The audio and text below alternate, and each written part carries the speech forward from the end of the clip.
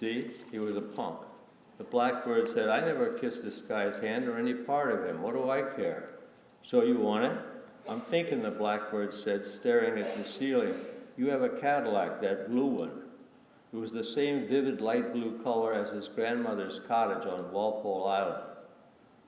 What is it, about a year old? About that. So it was 2 years old, or 3. That was okay. It looked good and it was the right color. All right, you give me that car, we have a deal. Plus the 20, keep it, just the car. This guy would be telling these people, see, he's crazy.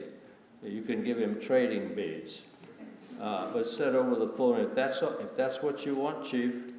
The voice gave him the name of the hotel in Detroit and the room number, a suite on the 64th floor, and told him it would have to be done the day after tomorrow, Friday morning, 9:30. The old man would be getting dressed or reading the sports. He was in town for the ball game, Jays and the Tigers. Walk in and walk out. I know how to walk out. How do I get in? He has a girl with him. The one he sees when he's there.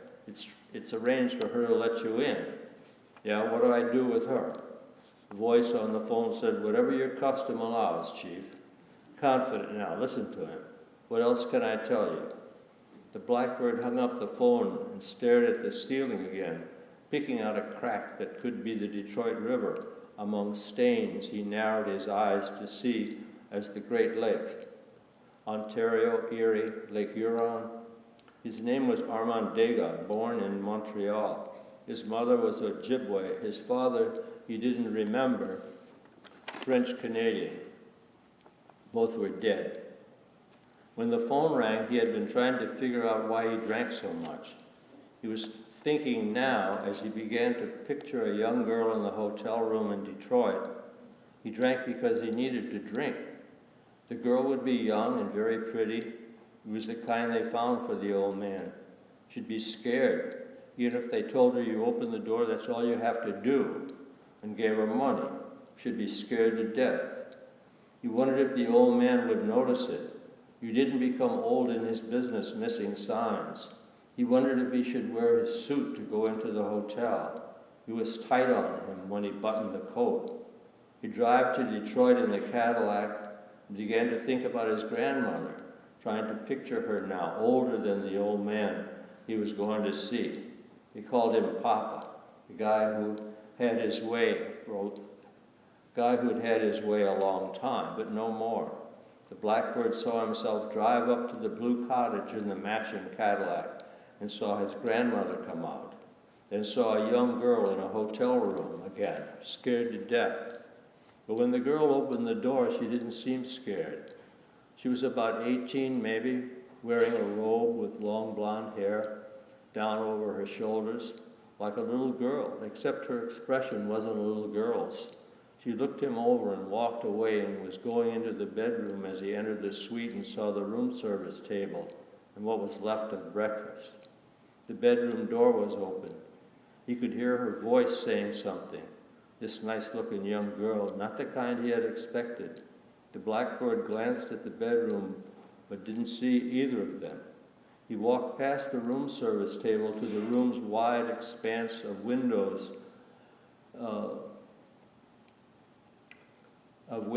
filled with an overcast sky. Now he was looking at Canada from 600 feet in the air. Windsor, Ontario, across the river. Toronto, 250 miles beyond. Not straight across, but more east, that way, where the Detroit River turned into Lake St. Clair. Keep going and you come to Walpole Island. Staring in that direction, he squinted into the distance. A sound behind him made him turn.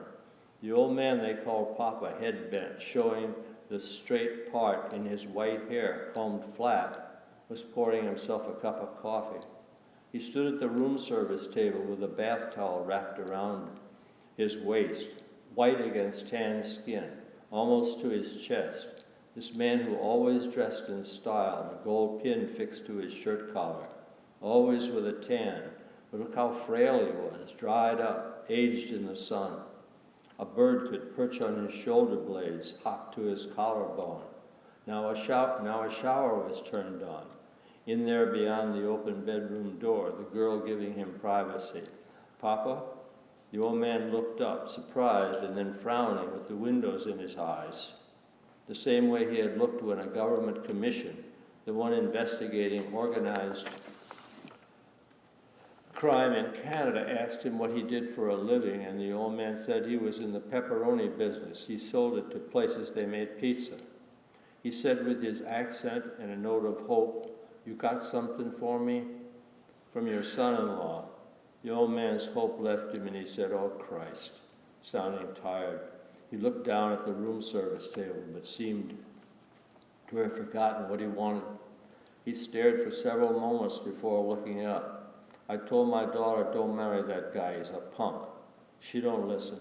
I'll give him 6 months. There's going to be another funeral." The Blackbird said, "You want him done sooner? Tell me."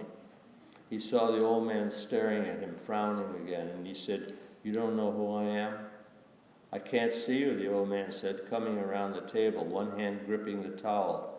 He seemed small, his bones showing, his eyes as they looked up, tired and moist. He said, "Yes, of course," and seemed to shrug as he moved close to the window. The Blackbird watched the old man staring at the beginning of Ontario, reaching out beyond the city and across open land to the sky. "You know Walpole Island, Papa?" The Blackbird pointed upriver. "It's that way, past the lake, on the Canadian side of the channel. The big ships go by there, up the St. Clair River to Lake Huron, and around through Lake Superior, go to places over there and back again till the ice comes. Walpole Island is an Indian reserve where my grandmother lives." The old man took his time to look up at him, patient, not going anywhere, making these moments last. "She's Ojibwa, same as me. You know what else? She's a medicine woman. She was going to turn me into an owl one time, and I said to her, 'I don't want to be no owl. I want to be a blackbird.' And that's how I got this name, from my brothers, when we were boys and we visited there." The old man was staring out again and seemed off in his mind. "You remember us, the Dega brothers? One dead working for you, shot dead by the police. One in Kingston doing life for you. Papa, you listening to me? And I'm here." "Can she do that?" the old man said, "turn you into an owl?" "She wants to. Listen, when we went there in the summer, when we were boys, we had a 22 rifle, single shot. We used to go in the marsh and hunt for muskrats. See, but we hardly ever found any, so on the way home to her house, we'd shoot at dogs, you know, cats, birds. Man, it got people mad, but they wouldn't say nothing. You know why? They were afraid the grandmother would turn them into some kind of bird." The old man was listening. He said, "How does she do that?" "She has a drum she beats and sings in Ojibwa." "I don't know what she's saying," the Blackbird said. "Imagine a day you don't even see the trees move. She beats on the drum and sings, and a wind comes in under the door and stirs the fire in the fireplace. She wants to, she can burn a house down. Or like you do something to her and she gets mad, she can get a bird to shit on your car. She does it best with seagulls. A seagull flies over, she beats on the drum, points to the car, that one. The seagull shits on the hood, on the windshield, or she can get a whole flock of them to do it, all over the car. I'm going to go see her. Drive up there. You take the ferry over from Algonac, a half mile across the St. Clair River from the U.S. side to Walpole Island.